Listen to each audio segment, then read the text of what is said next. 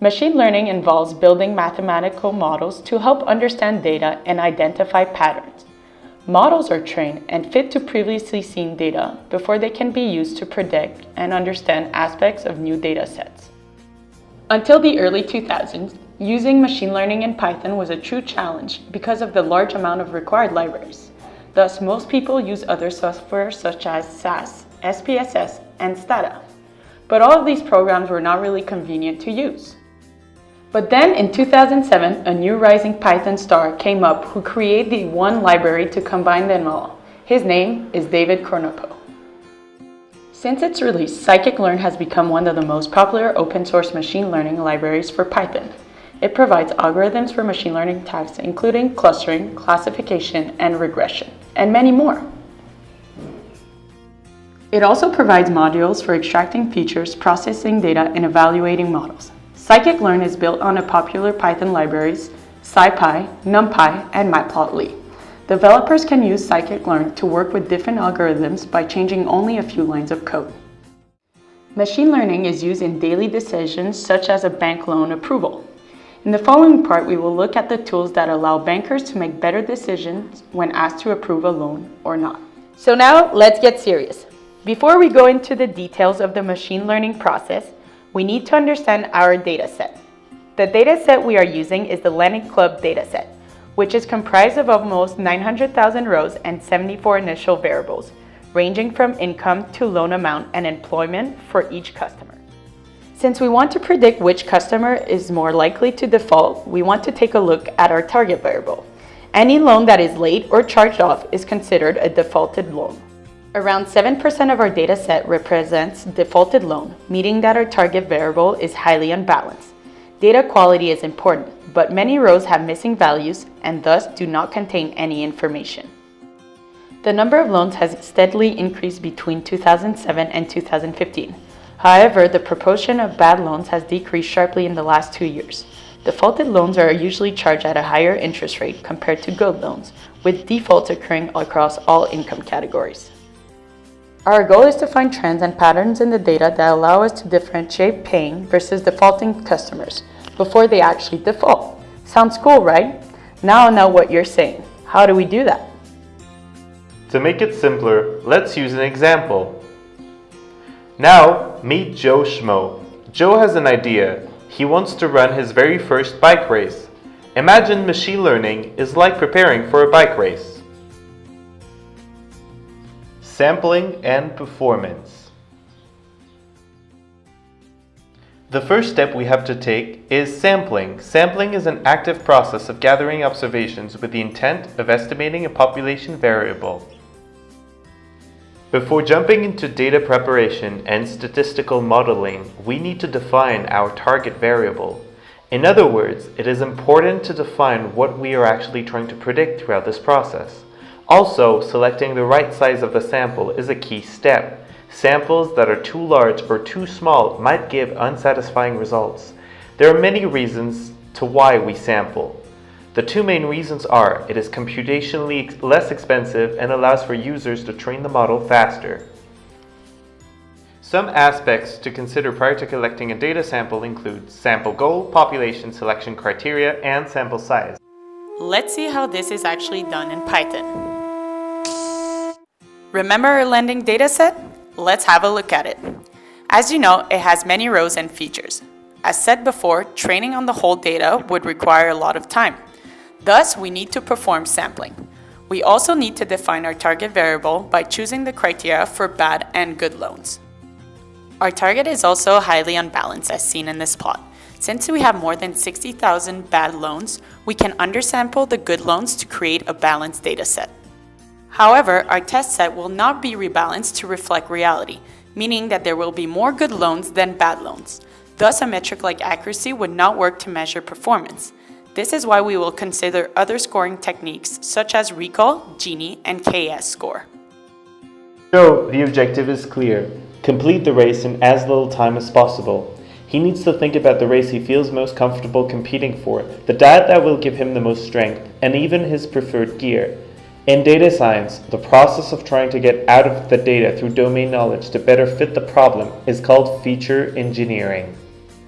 The process of feature engineering involves brainstorming, creating new features, and improve the features if needed. The features in the data will directly influence the predictive models used and the results that can be achieved. You can even create new ones. We can also perform feature transformation, which is about constructing new features from existing features, and this is often achieved through mathematical mappings. As a first step in our feature engineering, we will look at the features we want to drop. Thus, we will remove features that add no value, like ID and URL, and features that have many unique values. Next, we are creating the features such as the ROI or the loan-to-income ratio besides some others. At last, for the data fields, we are approximating how many days are left until 2019. Joe needs to prepare for his race by training hard. Making sure he is in good shape is key to his performance. In Python, the process of ensuring the data is in the right format for the algorithm is called pre-processing. Some techniques might work better than others with some algorithms or dataset, while some of them might be beneficial in other cases. The most popular techniques include imputation, handling of outliers, binning, one-hot encoding, grouping observations, scaling, feature splitting, and extracting dates. Depending on the condition of our dataset, we may or may not have to go through all these steps. Missing values are one of the most common problems we can encounter when we try to prepare our data for machine learning. With imputation, we try to find the reasonable values to replace the missing values. The most simple solution here, though, can be to either drop the affected rows or the entire column. The pre-processing is a crucial step as it has a great impact on the outcome of the model. That's why we devoted some time to this also for our Lending Club dataset.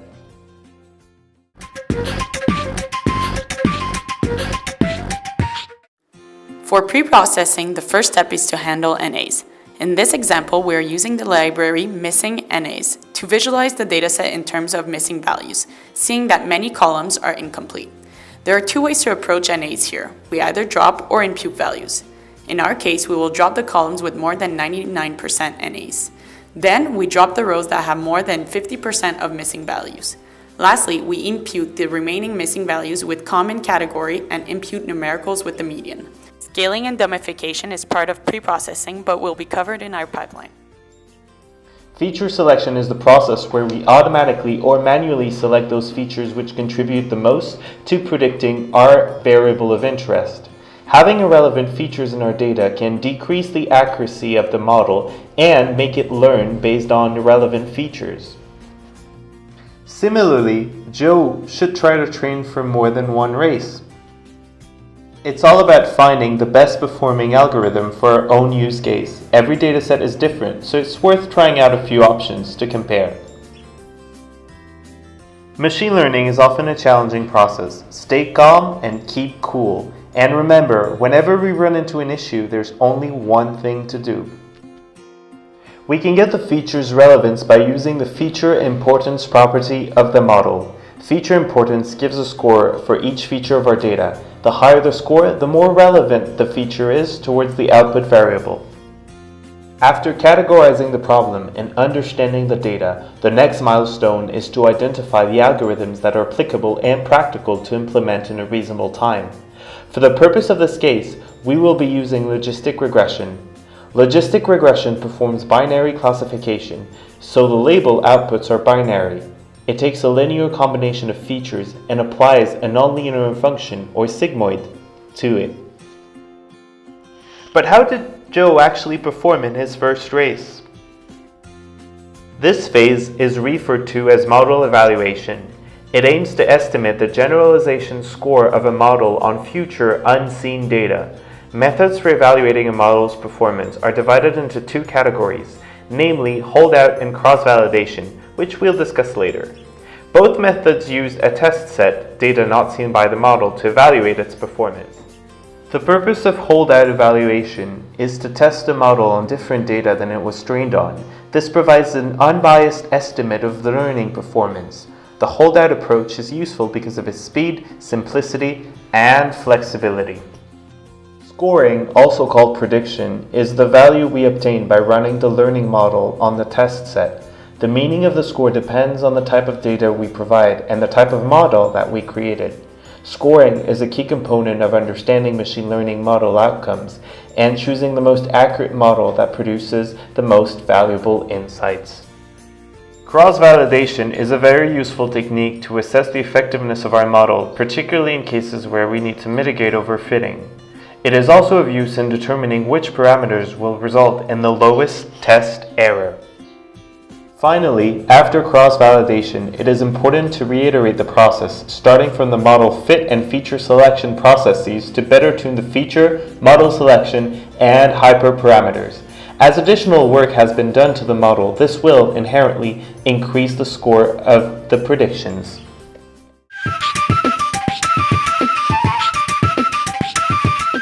In the next steps, we will look into model fit, model evaluation, and cross-validation, which essentially can be melted into one comprehensive step. First, we define our target variable. As for feature selection, we integrated it in our pipeline for the model evaluation and cross-validation. Next, different transformers are defined and packed into a pipeline together with different models. Here, we also collocate the resampling technique used. Given the large size of the dataset and its imbalance, random undersampling appears to be the way to go. We first fit a logistic regression as baseline. Cross-validation is done on different parts of the dataset to train the model, using recall as a scoring criteria. We use our model on our test set and evaluate these predictions. We use the ROC curve, Gini score, KS score, and visualize the confusion matrix to give the model a robust evaluation. The results seem promising, but the model is very incapable of capturing the minority class. We will try to correct this by resampling with different models. Coming back to our favorite cyclist, Joe thinks there are ways for him to improve his performance on a specific race for a given day, perhaps a pasta meal the day before, or a good night's sleep. Looking for all possible improvements in data science is referred to as hyperparameter tuning. But watch out, if Joe goes for steroids, he will perform very well on this race, but poorly on any other race, and this is called overfitting. Each machine learning algorithm has a basic set of parameters that can be changed to improve the score. We adjust the algorithm's standard parameters to reduce the level of error, making it more accurate in uncovering patterns and relationship between the rest of its features and the target. We repeat this process until the algorithm finds the optimal parameters that produce valid, practical, applicable insights for a practical business problem. A model hyperparameter is a configuration that is external to the model and whose values cannot be estimated from data. A machine learning algorithm is tuned for a specific problem, such as when we are using a grid search or a random search. Depending on the model, hyperparameter tuning takes a lot of time. That is why we use it as the last step of our machine learning process. Some important points to keep in mind. Hyperparameters are often used to estimate model parameters and specified by the user. They are often tuned for a given predictive modeling problem. We cannot know the best value for a model parameter on a given problem. It is a process of trial and error. Interestingly, for this pipeline, we use imlearn instead of sklearn. Imlearn is an add-on on top of sklearn, which keeps all of the sklearn's functionality while adding the possibility of different resampling techniques. It is a powerful example of the vivid environment around sklearn. In this pipeline, we are also using the categorical pipeline and the feature selection. However, we are trying to obtain a better score by using resampling along with the random forest sample and its respective parameter grid to optimize the model. In the end, all our metrics improve except KS. For example, recall is at 95%. The final evaluation, through the confusion matrix, shows that the new model categorizes better the bad loans. Once we're satisfied with our model, we can apply to the test set. This will produce a new prediction on unseen data. And Joe can finally go on and take on his race. Good luck, Joe! And now give yourself a pat at the back. We did it! Remember, our goal was to decide who of our customers should get a loan and who should not. In this example, Scikit actually helped us to make this decision. It can be applied to many more machine learning problems such as fraud detection or customer retention, only to name a few. Scikit has much more to offer, and we've only shown the tip of the iceberg.